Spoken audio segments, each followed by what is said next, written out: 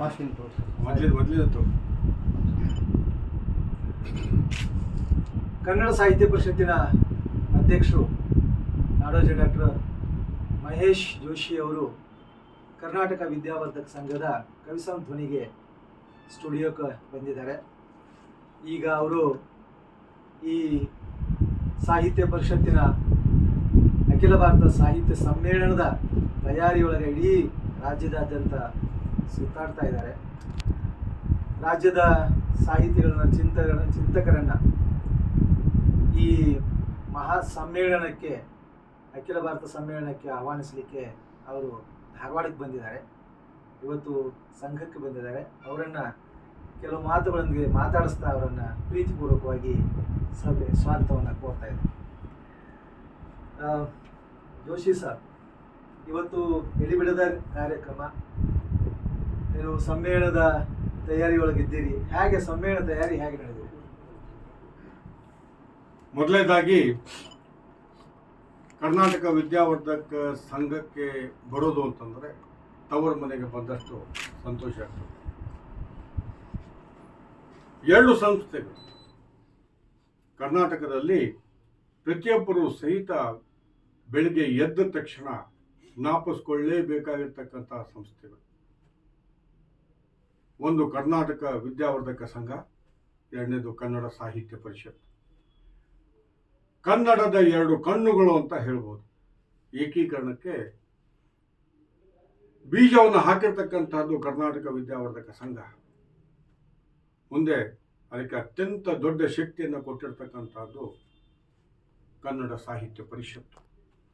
ಹಾಗಾಗಿ ಕನ್ನಡ ಸಾಹಿತ್ಯ ಪರಿಷತ್ತಿನ ಅಧ್ಯಕ್ಷನಾಗಿ ನಮ್ಮಕ್ಕಿಂತ ಒಂದು ಹಿರಿಯ ಸಂಸ್ಥೆ ಆಗಿರ್ತಕ್ಕಂಥ ಕರ್ನಾಟಕ ವಿದ್ಯಾವರ್ಧಕ ಸಂಘಕ್ಕೆ, ಅದರಲ್ಲೂ ಸಹಿತ ಸಂಸ್ಥಾಪಕರಾಗಿರ್ತಕ್ಕಂಥ ರಾ ದೇಶಪಾಂಡೆ ಅವರನ್ನ ಆದಿಯಾಗಿ ಎಲ್ಲರನ್ನ ಜ್ಞಾಪಿಸ್ಕೊಂಡು ಅವರಿಗೆ ಗೌರವವನ್ನು ತೋರಿಸ್ತಾ ಬಹಳ ಹೆಮ್ಮೆಯಿಂದ ಈ ಸಂಸ್ಥೆಗೆ ಬಂದಿದೆ.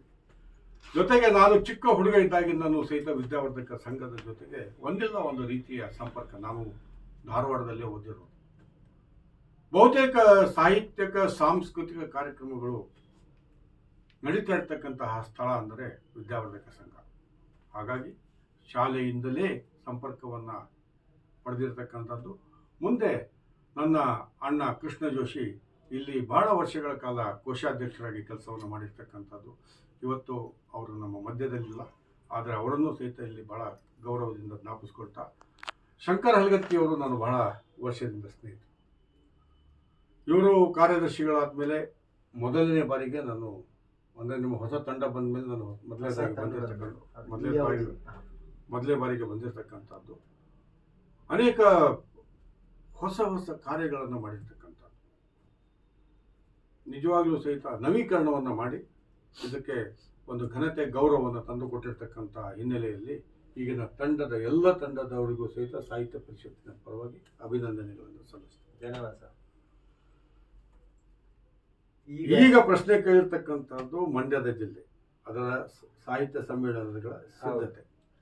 ಅಕ್ಕರೆಯ ನಾಡು ಸಕ್ಕರೆಯ ಬೀಡು ಅನ್ನುವಂತಹ ಮಂಡ್ಯಕ್ಕೆ 30 ವರ್ಷಗಳ ನಂತರ ಅಖಿಲ ಭಾರತ ಸಾಹಿತ್ಯ ಸಮ್ಮೇಳನ ದೊರಕಿರ್ತಕ್ಕಂಥದ್ದು.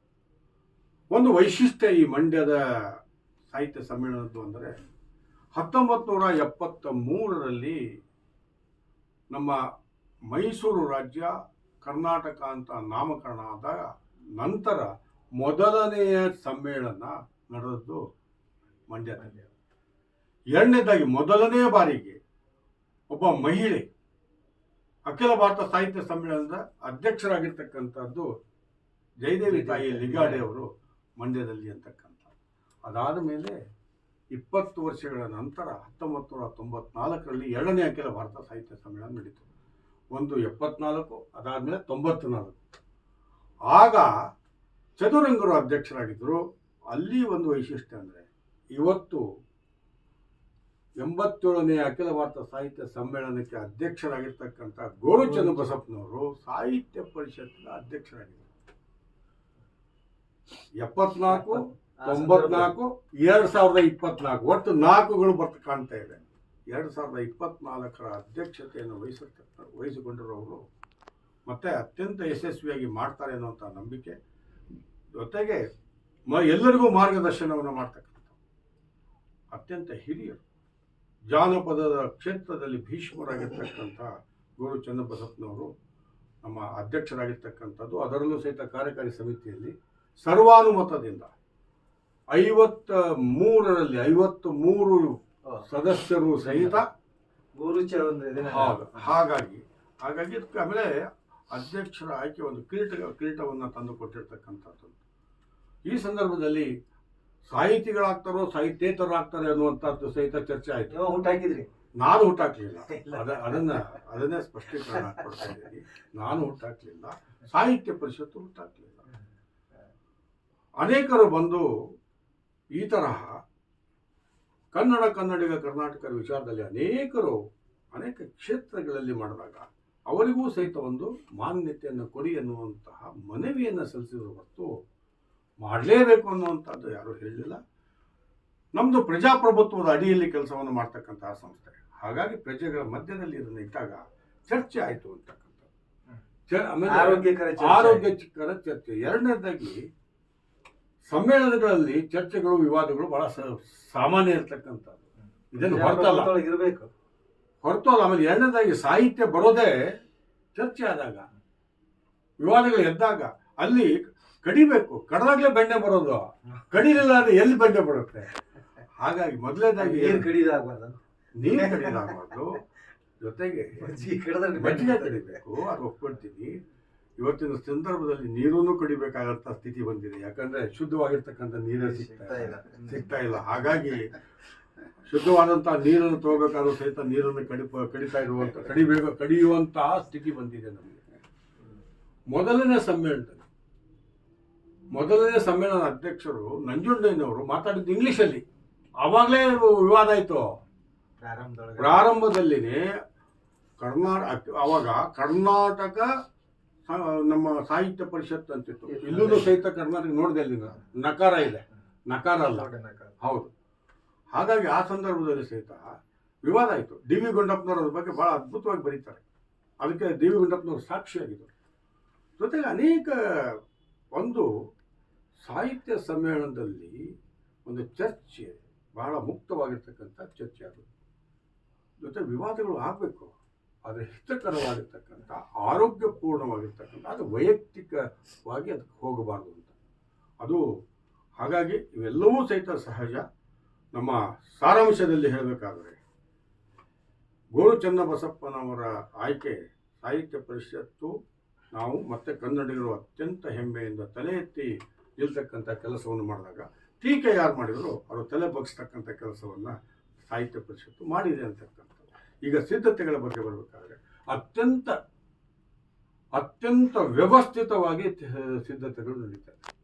ತುಂಬ ವ್ಯವಸ್ಥಿತವಾಗಿ. ಶ್ರೀಮಂತರ ನಾಡು ಅನ್ನೋಕ್ಕಿಂತ ಬಹಳ ಮುಖ್ಯ ಅಂದರೆ ಶಂಕರ್ ಅವರೇ, ಅಧಿಕಾರಿಗಳು ಮತ್ತು ಯಾರು ಮುಖ್ಯಸ್ಥರಾಗಿರ್ತಾರೆ, ಯಾರು ಜವಾಬ್ದಾರಿಯ ಸ್ಥಾನವನ್ನು ವಹಿಸಿರ್ತಾರೆ. ನನಗೆ ಈ ಸಂದರ್ಭದಲ್ಲಿ ನ್ಯಾಯಮೂರ್ತಿ ಶಿವರಾಜ್ ಪಾಟೀಲ್ ಅವರೊಂದು ಮಾತು ಜ್ಞಾಪಕ ಬರುತ್ತೆ. ಕುರ್ಚಿ ಅದೇ ಇರುತ್ತೆ, ಆದರೆ ಕುರ್ಚಿಯಲ್ಲಿ ಕೂತ್ಕೊಳ್ತಕ್ಕಂಥ ವ್ಯಕ್ತಿ ಅತ್ಯಂತ ಬದಲಾವಣೆಯನ್ನು ತರ್ತಕ್ಕಂಥ ಸಾಮರ್ಥ್ಯವನ್ನು ಹೊಂದಿರ್ತಾನೆ ಅಂತ. ಹಾಗಾಗಿ ಇವತ್ತು ಜಿಲ್ಲಾಡಳಿತ ಅತ್ಯದ್ಭುತವಾಗಿರ್ತಕ್ಕಂಥ ಕೆಲಸವನ್ನು ಮಾಡ್ತಾರೆ. ಜೊತೆಗೆ ಎಲ್ಲರೂ ಸಹಿತ ಸಕ್ರಿಯವಾಗಿ ಮಾಡ್ತಕ್ಕಂಥ ಹಿನ್ನೆಲೆಯಲ್ಲಿ ಎಲ್ಲಕ್ಕಿಂತ ಬಹಳ ನಮಗೆ ಒಂದು ಅದರಲ್ಲಿ ಅನುಕೂಲತೆ ಜಾಸ್ತಿ ಆಗಿದ್ದು ಏನಂದರೆ, ಹಾವೇರಿ ಸಮ್ಮೇಳನದಲ್ಲಿ ನಮಗೆ ಒಂದೇ ತಿಂಗಳು ಸಮಯ ಸಿಕ್ತು. ಇಲ್ಲಿ ನಮಗೆ ಸಮಯ ಸಾಕಷ್ಟು ಸಿಕ್ಕಿರೋದ್ರಿಂದ ಸಿದ್ಧತೆಗಳು ಬಹಳ ವ್ಯವಸ್ಥಿತವಾಗಿ ಆಗ್ತಾ ಇದೆ.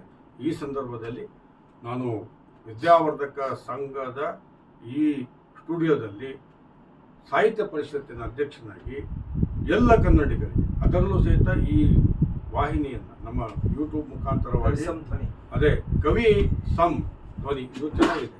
ಕರ್ನಾಟಕ ವಿದ್ಯಾವರ್ಧಕ, ಇದು ಕವಿ ಅನ್ನುವಂಥದ್ದು ಒಂದು ಹೇಳ್ಬೋದು.